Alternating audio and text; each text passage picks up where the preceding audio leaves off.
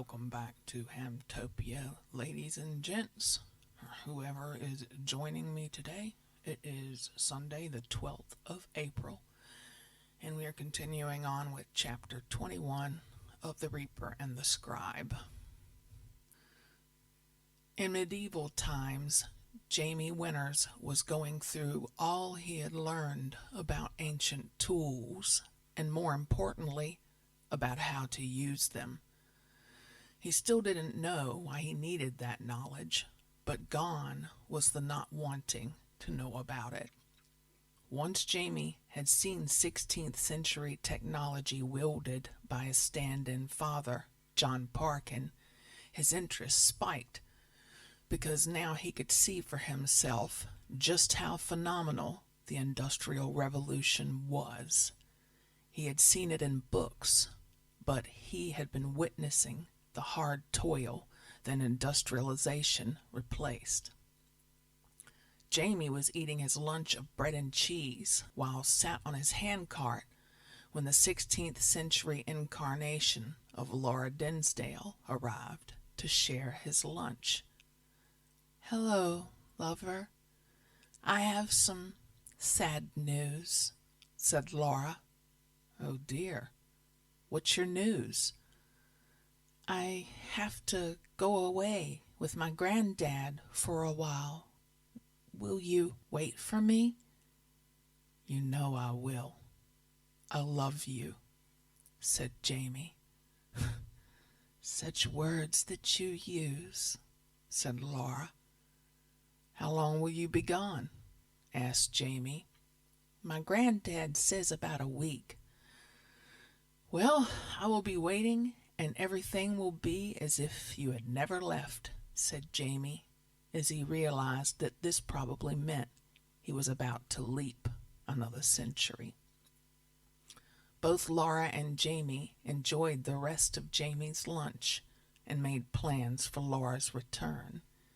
He knew full well that he wouldn't be there when she got back, but he wanted to go knowing everything was going to be fine. Something inside him knew that Laura would have an easier time with it than he would. After they had polished off the bread and cheese, Laura jumped down from the handcart, turned, and held her arms out to Jamie. Jamie took hold of her hands and eased himself off the cart. He bent down slightly and placed each hand on the cheeks of her bum. He then lifted her until her lips were in line with his. Jamie pressed his lips against Laura's, and they kissed passionately. The kiss was deep, long, and loving, and so intense that Laura nearly fainted. Her small breast heaved as she regained her breath. Jamie kissed her again, a gentler kiss this time, his hands enjoying her pert bottom. He smiled and said to Laura, "I will always remember you just like this, and your smile will stay with me for a lifetime." "I'm only going away for the week. I meant, that week will seem like a lifetime to me," said Jamie, with a melancholy look about him. "I will be back before you have a chance to miss me." Jamie just smiled and nodded his head. He let Laura gently slip down through his grip, but her dress stayed in his hands. As Laura's feet touched the ground, her dress had run up to the small of her back, revealing her bum. Jamie took advantage of that and cupped his hands on her bum cheeks. That brought a smile to his face, and he wanted that moment to last forever. Laura pulled her dress down and giggled as she turned away and ran down the hill to meet her grandfather and to run out of Jamie's life. "Will I meet her again?" thought Jamie. "That may or may not be your destiny." answered the voice in his mind. What now? See the whirlwind by the trees? Walk towards it and carry on your studies at the watermill. The female voice in his mind grew silent as Jamie walked toward the spinning vortex just in front of the trees. As Laura ran out of sight down the hill, she ran out of Jamie's life, as once again the sound of rushing wind was in his ears, and lightning could be seen flashing all around him. The sound was deafening, as 100 years slipped by in seconds, and Jamie stepped from the middle of one century into the next. The year was 1642, and the mill had already been under construction for a year. Jamie found himself about 2 miles north of where he had been working on the windmill, and in fact, he could see the windmill from his position in Unslet by the river. It was hard for Jamie to believe that since he left that windmill only seconds before, he had traversed a full century of time. The windmill was still at that moment, and Jamie wondered if the gearing he had learned how to make had stood the test of time. He would, in fact, try to make time to go and visit the windmill to see if it was the original gearing made by John Parkin. Somewhere along the line from the last century to the one he now found himself in, Jamie had acquired a bag full of tools. He walked up to the mill tool bag in hand and introduced himself to the man in charge of the building. "I was told to report to you," said Jamie, not really understanding why. "I've been expecting you, lad. We're having trouble with the gearing, and I've been told that you can help sort it out. I must say, however, I was expecting someone a little older," said the foreman.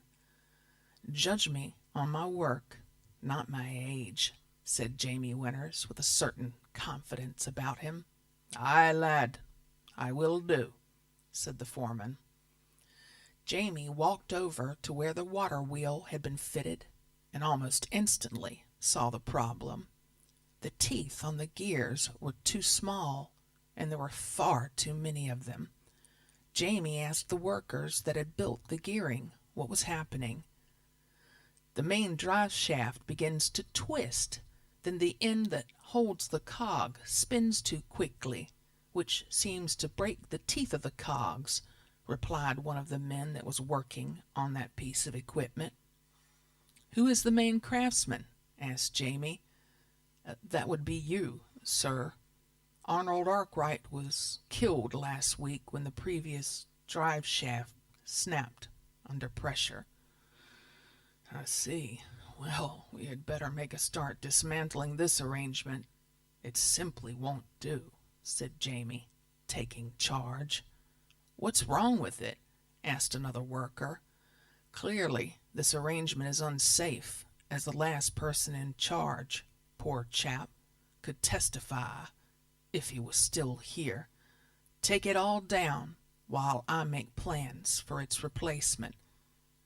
The foreman came over to Jamie and said, "We're behind time. You can't just take things down.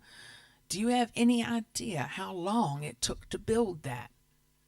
This is the same shaft and gear placement that killed my predecessor, and in no time at all it would kill me and anyone standing in the vicinity. I'm sure you don't want that on your hands. Unless, of course, you want to tell the builder why you are ignoring my recommendations," said Jamie. The foreman scratched his head, as there were too many long words in that one sentence that he simply couldn't understand, but he could tell that the new man knew exactly what he was talking about, even though he didn't really understand it. The foreman looked at Jamie, then cast his glance to the 5 workmen stood around and said, "Well, you heard the man. Get all of this taken down, and then follow this craftsman's instructions." The men picked up their tools and set about the task in hand. Jamie knew exactly what was wrong. There was far too much torque on the main drive shaft. This was caused by two things, one of them being that the drive shaft was too narrow and needed to be twice as thick.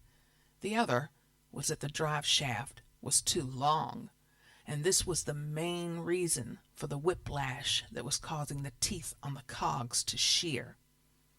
Jamie drew some plans for the innovative design for the gearing, but as he was drawing, a thought came to his mind.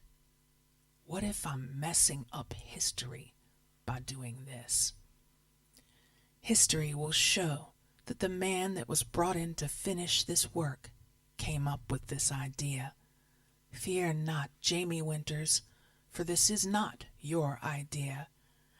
I have placed you in this point in time for you to learn this, and I have simply given you this man's knowledge for you to work with here, and then work with it again in the distant future, said an all too familiar voice in his mind.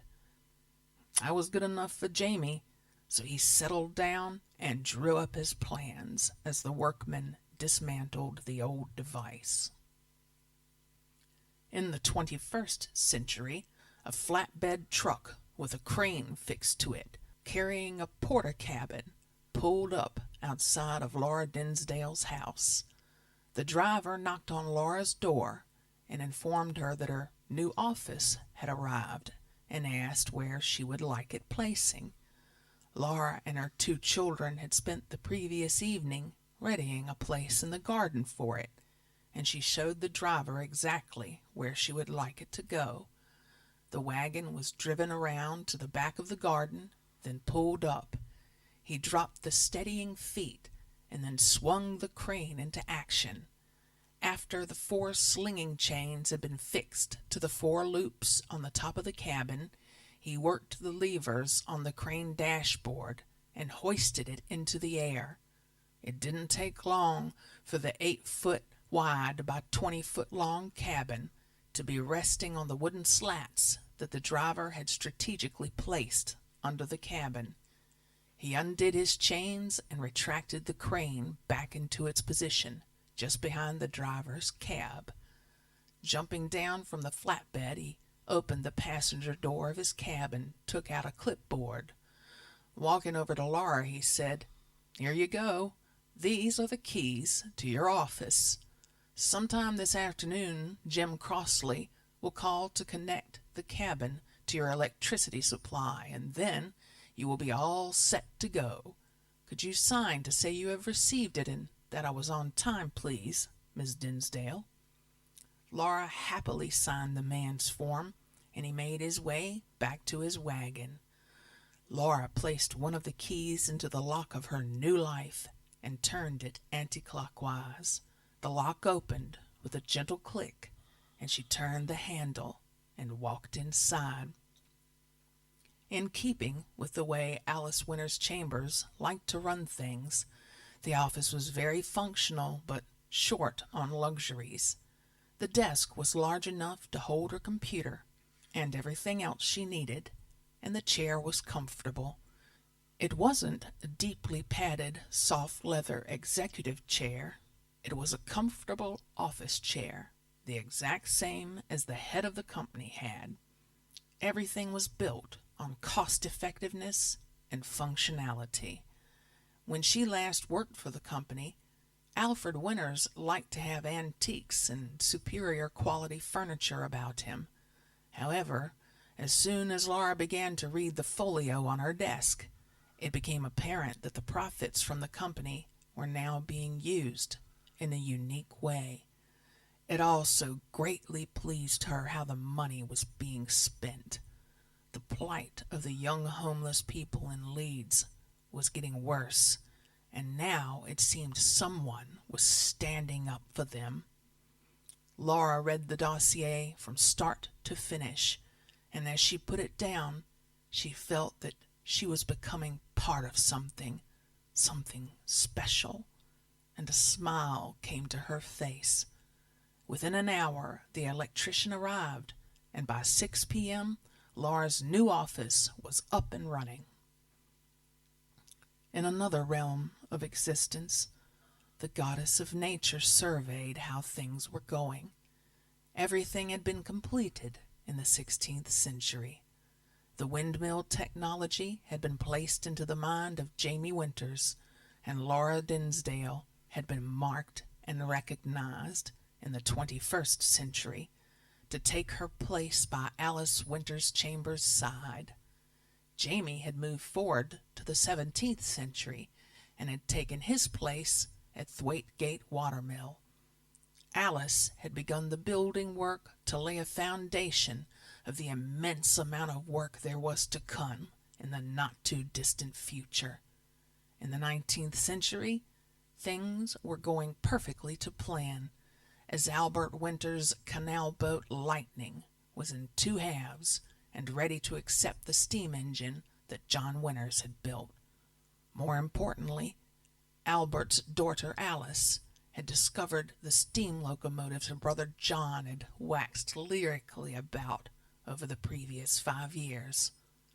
Mother Nature drew her staff into the air and shouted out an enchantment, then sent it on its way to give her little helpers a push in the right direction. She looked upon her work thus far and found it pleasing.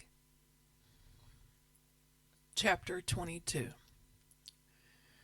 In the 17th century, Jamie carried on working at the watermill. Both his skills and the skills of the 17th century workers were improving. By using the techniques that Jamie had learned in the 16th century, he adapted the gearing of the watermill at Thwaitgate and Unslet.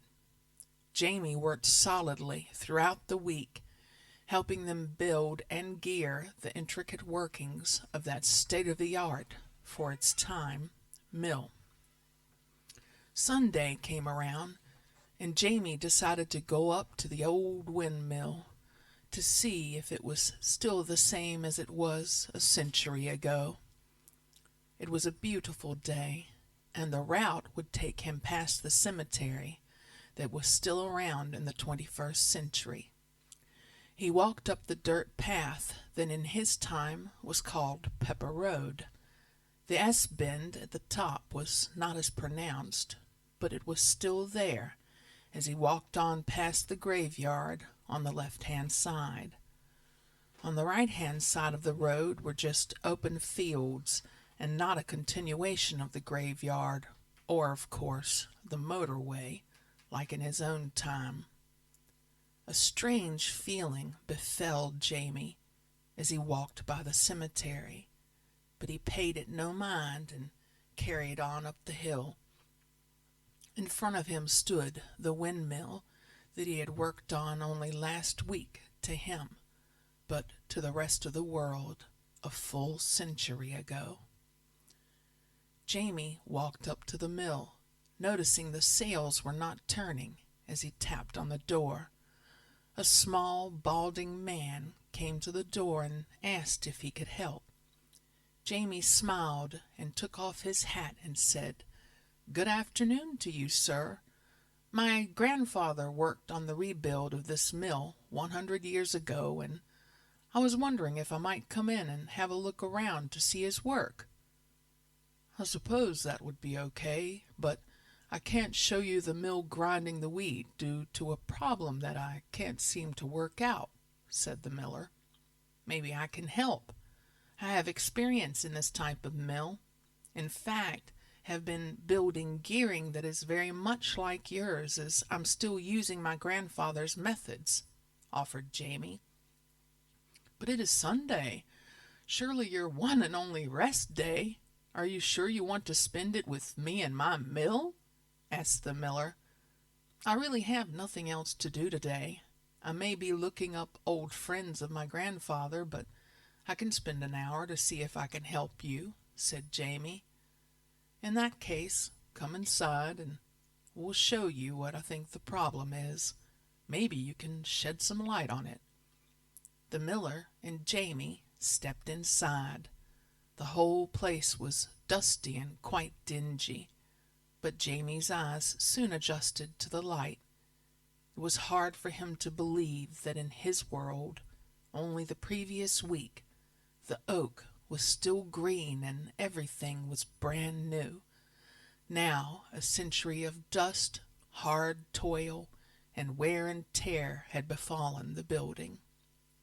Jamie pondered on what the effect of the compressed flour dust, lubricant, and indeed sawdust caused, not by saws, but by wood grinding together over many years.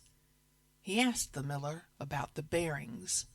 The miller simply scratched his head and said he had not touched anything.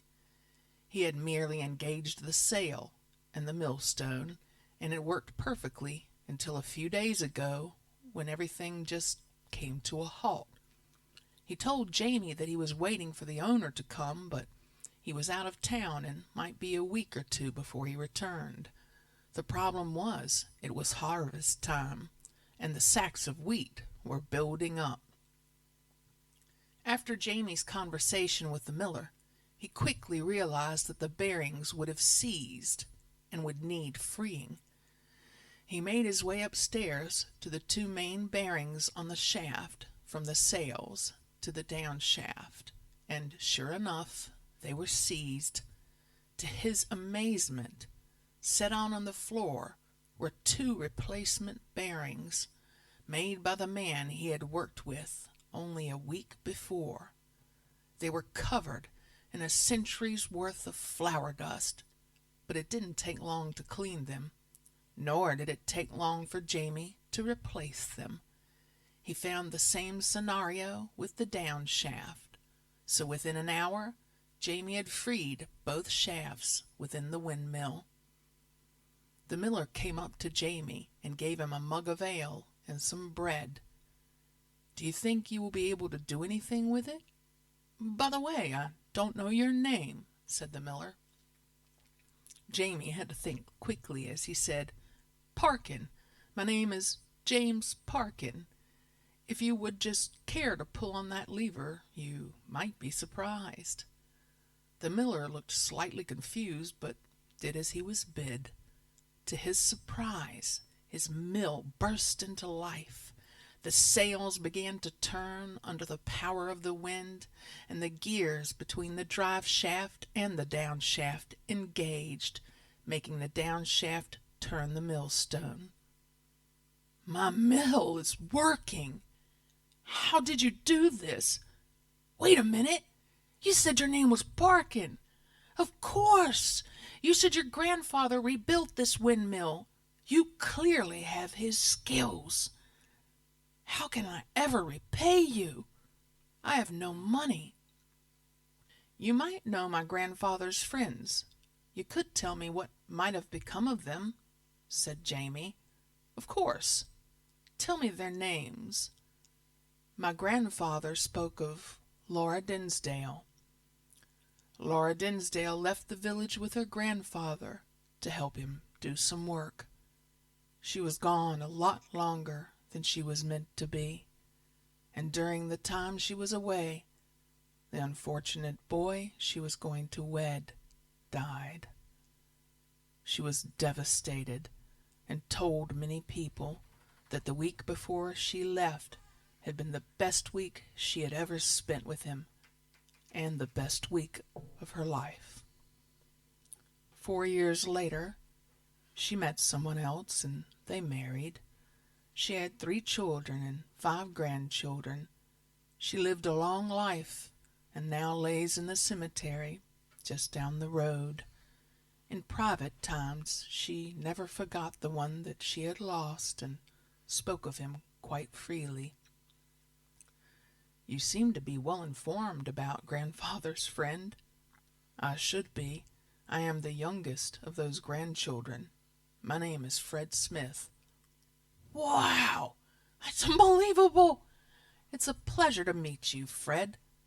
"The pleasure is all mine, and I can't thank you enough for what you've done for me," said the miller. "With a name like Smith, how come you are a miller?" It's a long story, but the short version is that I was a very bad smithy. Both men laughed as they drank their ale and ate their bread. Jamie bid his new friend good-bye and made his way back down the hill. Upon arriving at the graveyard, he ventured inside. The graveyard looked totally different because, of course, none of the grand Victorian gravestones were there. Jamie spent a relaxing hour walking round the gravestones until he came upon the one he was looking for. The girl that he had spent one of the best weeks of his life with was at rest at that very spot. Jamie felt the same strangeness he had felt as he walked past the cemetery just 3 hours earlier. Looking up, he saw a familiar silhouette. Jamie closed his eyes and opened them again. The faint figure of a slight woman was still standing there. She held out her arms to him, and a breeze caught her hair, taking it back from her face. "Laura? Is that you?" The ghostly figure did not talk. She just smiled, and with the faintest nod of her head, she acknowledged Jamie's question. Jamie moved closer, taking care not to stand on her grave. As the two embraced, Laura whispered into his ear, but without moving her pale lips, "I am your lover, and I will be waiting for you when you get back." Tears welled up in Jamie's eyes as once again, for a fleeting moment, he held Laura in his arms. The moment was indeed fleeting, because as his arms tightened around her, she disappeared. Jamie found himself standing at his lover's grave. He was sad but happy about what she had whispered, but most of all after what Mother Nature had said to him. He was confused. "I thought you said that this was not my destiny." "I said may or may not be. Not everything is set in stone. There was no need for you to fix her grandson's mill. That was not your destiny either.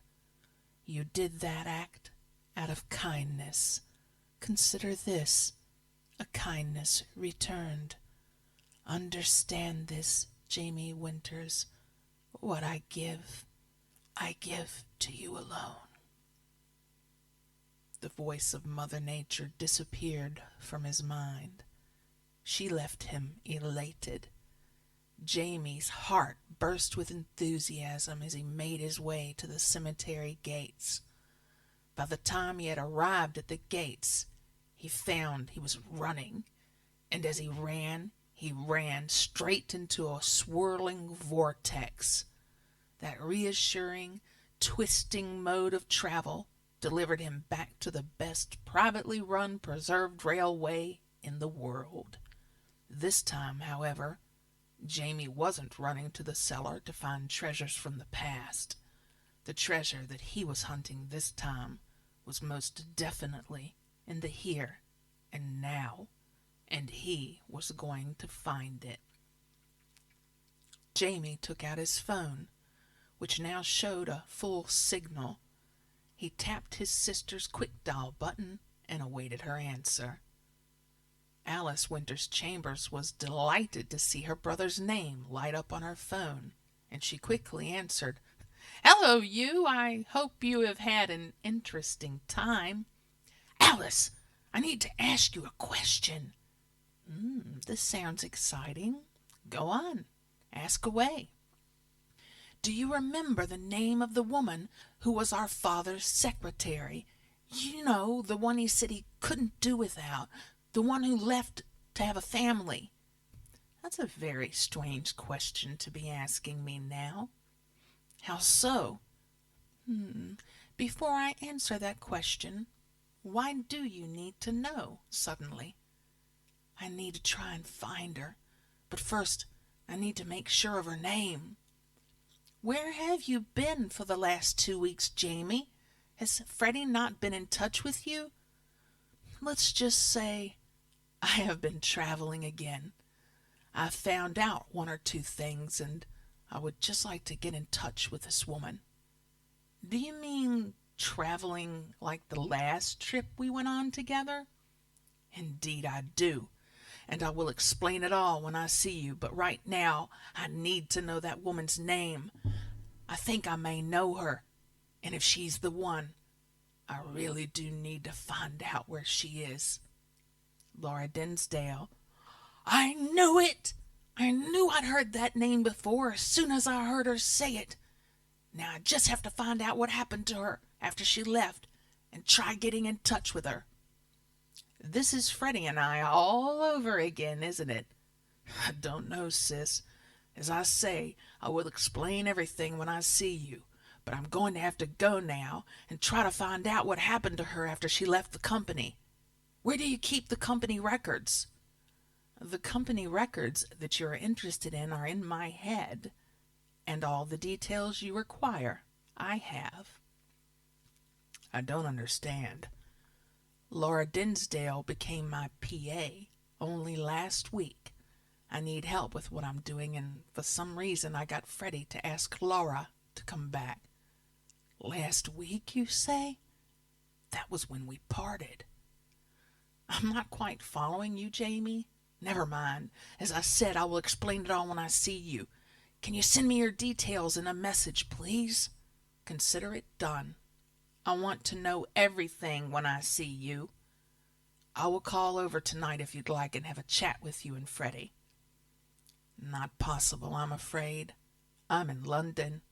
I should be back within the next couple of days, said Alice as she bid goodbye to her brother, a curious smile upon her face. Jamie's phone bleeped as a new message arrived. He quickly depressed the button, revealing the message. On his screen were the full details of who he hoped was the girl he'd met in the 16th century. He tapped out Laura's phone number several times before he had the courage to press the call button.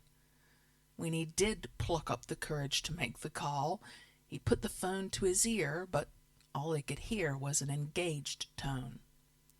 Jamie depressed the end call button and wondered what he was going to say to this woman.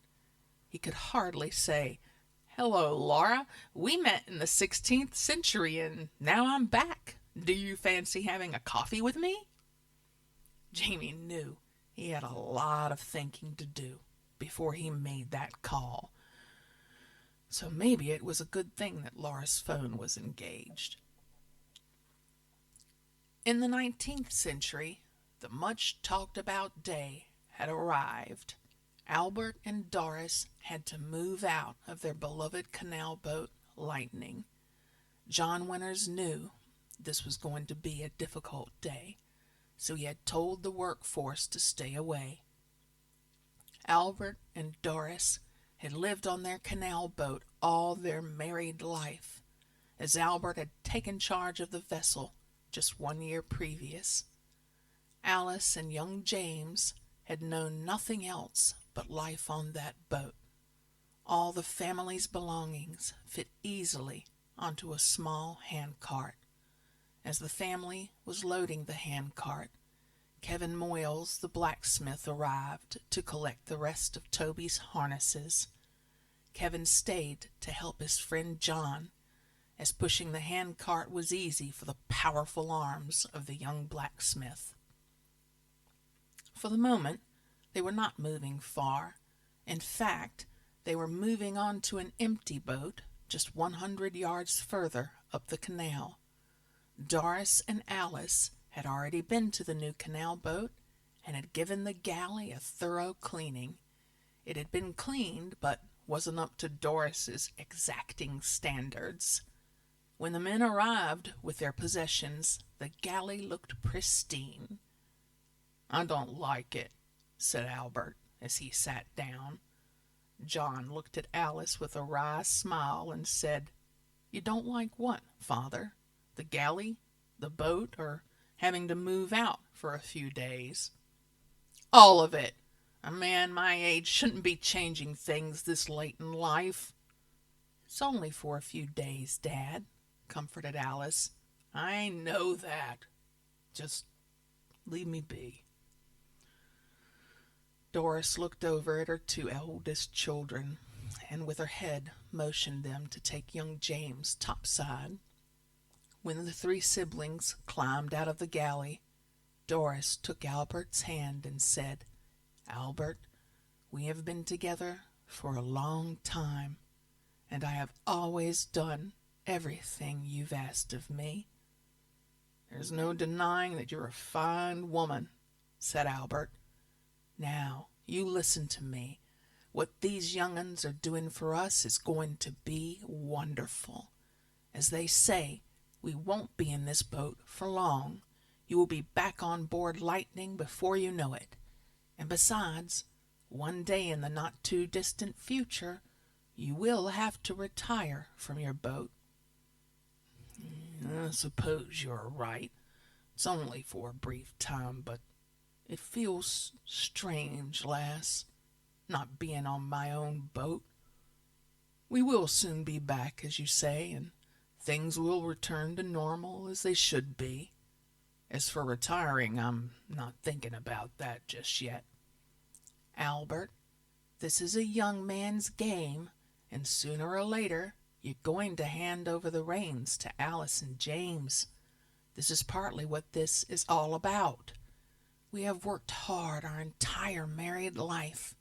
Things are changing, Albert, and you must ask yourself, are you ready to change with them? When you put it like that, it makes me think, yes, I'm not as young as I once was, and kids are perfectly able to take charge. I remember when I took charge of Lightning. It was just before we were wed, and here I am now, coming to the end of that charge. It makes a man think, Doris, about his achievements, or lack of. I never did take you to the seaside in all those years. It was always about moving the coal. You never complained once. I am a lucky man indeed to have had you by my side. In all fairness, I couldn't have done it without you. Doris walked over to Albert and placed her arms around his waist, Albert placing his powerful forearms around his wife. You're going soft in your old age, said Doris. No, just seeing how it is. Anyway, let's just see what this future brings us, said Albert. It didn't take long for the new cabin to look just like the one on Lightning, and the entire move was done in under an hour. Soon the kettle had been boiled, and everyone was enjoying a mug of tea. Kevin Moyles and John Winters went topside. As Kevin made his way home, John walked with him as far as the boatyard, where they both stopped. It's not very often that you see someone's boat in two halves, said Kevin. That's true, but I have big plans for this boat, and although the canals are not the future, for a time, someone will take my plans and change the way we transport coal. If you don't think this is the future, why are you doing it? This is a means to an end. The future is on rails, and good blacksmiths like you are going to be needed. Not for shoeing horses, because that will die down to just people riding horses for pleasure. Your skills will be needed for crafting tools, and that's where your future lies, Kevin. I don't know what my father would make of all this. Your father would have been the same as mine, not really wanting to move forward, but knowing it would have to be done, said John. John Winters and Kevin Moyles shook hands and said their goodbyes. Kevin walked down the towpath, and John looked down on his father's boat. It lay there in two halves, with the new stern and bow bulkheads firmly in place, making both separate parts of the vessel watertight. He knew that the following day the old galley was to be removed. That galley had been the only home he'd known up until that fateful day when he'd become an engineer's apprentice. He smiled as he remembered his childhood and growing up in that small place. His life had been hard, but he had always considered himself fortunate to have lived it. John Winters was a different man now. He was educated and a full-time served engineer. Sentiment had no place in the future that his kind was building.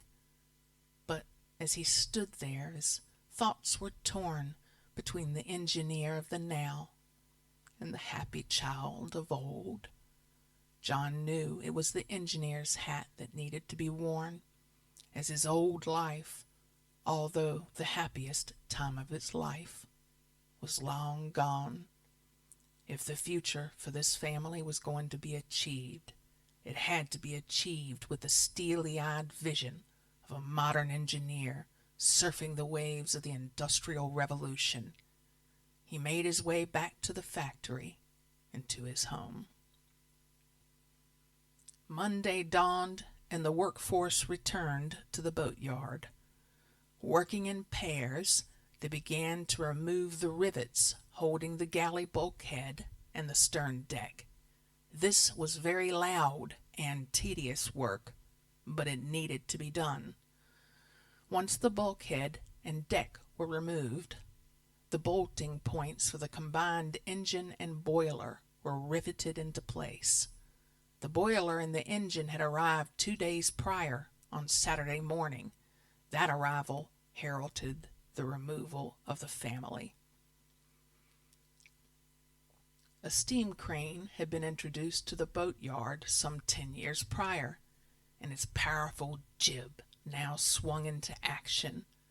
The slingers fastened the ropes around the engine, and the small but beautifully made piece of equipment was lowered onto its mounts.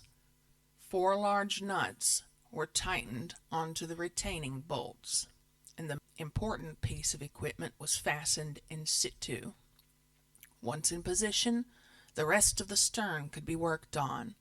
The protective cloth remained over the engine and boiler, as they had arrived as a finished unit. The next step that was needed was to attach the propeller shaft to the flywheel. A horse and cart pulled up alongside the dry dock. Resting on the cart was a superbly made brass propeller. Along with the propeller was the propeller shaft, the bearings, and most importantly, the waterproofing seals for the propeller shaft. Now that the engine was in place and the bulkhead and deck were removed, 4 of the workers began to fit the bearings for the propeller shaft. The placements for the bearings had been carefully worked out, and just like with the engine, bolts pointed upwards from the steel hull, and the bearing housings simply slotted onto them, again held in place by fixing nuts.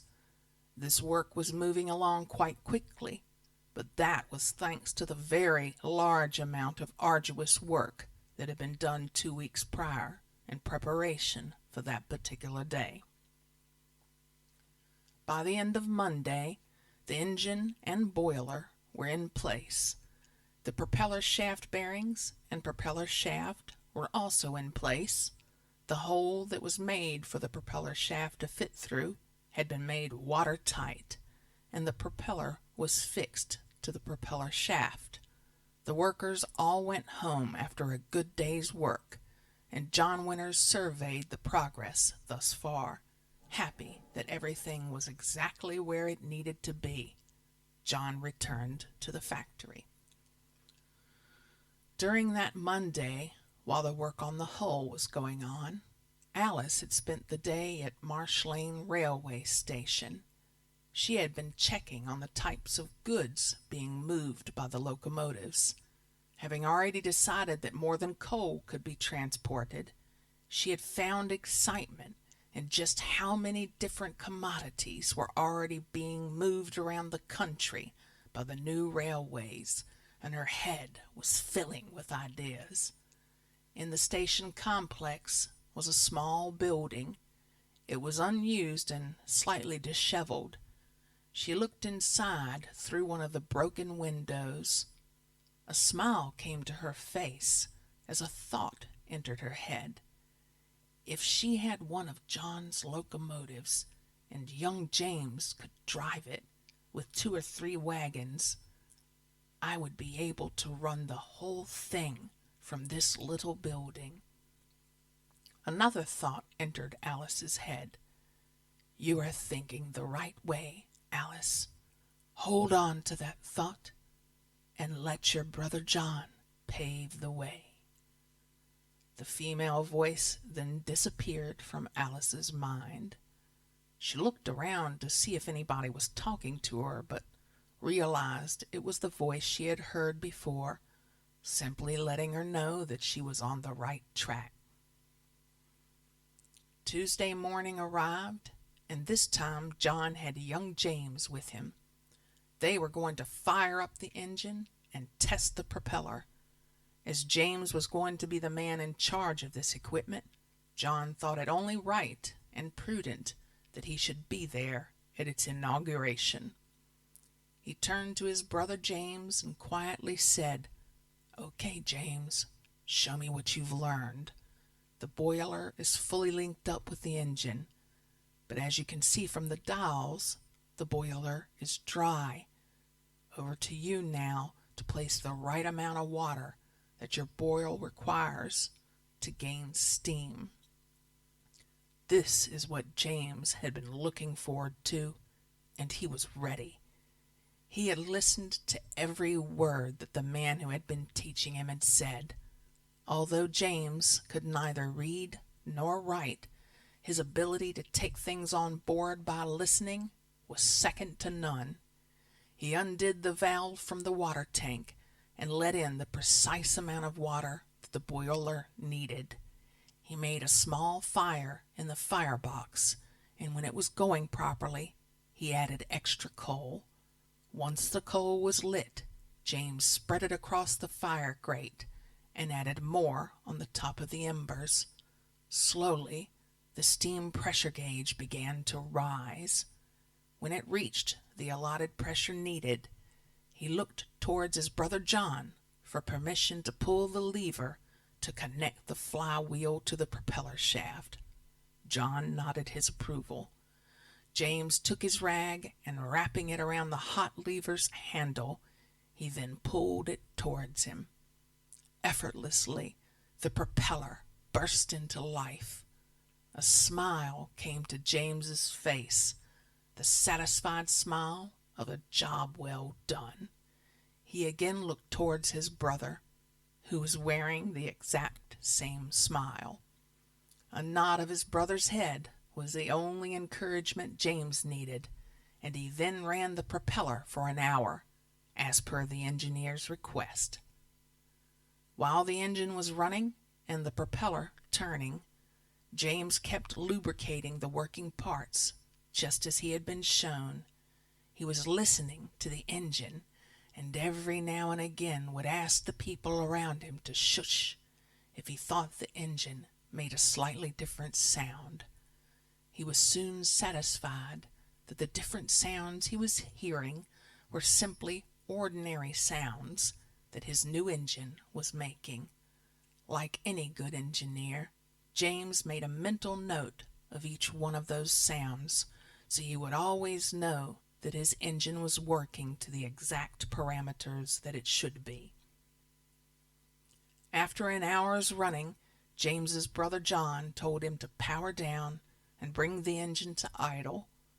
John asked James to keep the engine running for the rest of the day on idle, occasionally powering it up for an hour, running it up to 3/4 full throttle. This was done to run the engine in and make sure that everything was in working order. James's first use of a steam engine outside of the factory was in conditions that weren't exactly favorable, owing to the fact there was smoke everywhere. This was because the exhaust chimney had not been fitted in place, with there being no deck on the canal boat. A stiff breeze, however, managed to keep most of the smoke away. By the end of the day, the engine's first run had been a total success. The only way it could be fully tested was when the hull was back in the water and the propeller was working under pressure. But that was for another day. In the cabin of the temporary boat, where Albert, Doris, and young Frederick had taken residence, Albert and Doris were enjoying a cup of tea, whereas young Frederick was fast asleep. Albert looked at the infant and said to Doris, "When you look closely at this little fella, he even looks like young Freddie Chambers." "Do you mean Alice's little friend that died all those years ago?" "Aye, lass, I do. Come and have a look at his face while he's sleeping. He is his double," said Albert. "I don't have to come and look at him. I have thought that for over a year now. I'm glad you've noticed it, because I thought that I was imagining things," said Doris. "Nay, lass, tha's not imagining it. I can only think that Alice saw the likeness when he was a pup, and that's why she named the baby after him."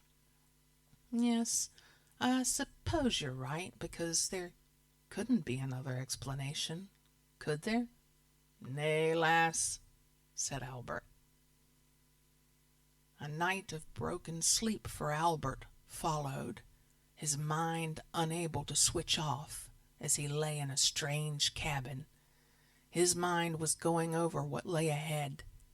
He was thinking about his daughter, Alice, and all she had to deal with in the future. For some reason, the name Freddie Chambers kept cropping up. It was as if there was more to his grandson than met the eye. His grandson, however, was sleeping soundly, as was his wife and daughter.